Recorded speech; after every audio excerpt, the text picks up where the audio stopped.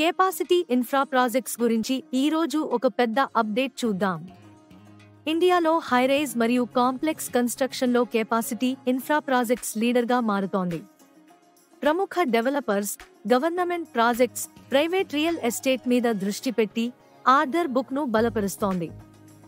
June 2025 నాటికి order book 11,254 కోట్ల రూపాయలు. FY25 ప్యాట్ 202.56 కోట్ల రూపాయలు. Pay ratio 13.73, PB 1.58, EPS ₹23.03. Market cap 2,675 కోట్ల రూపాయలు. సెక్టార్లో 16వ ర్యాంక్. సెప్టెంబర్ 17న ముంబై మహాలక్ష్మిలో 1,518 కోట్ల రూపాయలు విలువైన 25 down town luxury towers contract సాధించింది. ఇది కంపెనీకి సూపర్ హైరైజ్ సెగ్మెంట్లో మరింత బలం తెస్తోంది.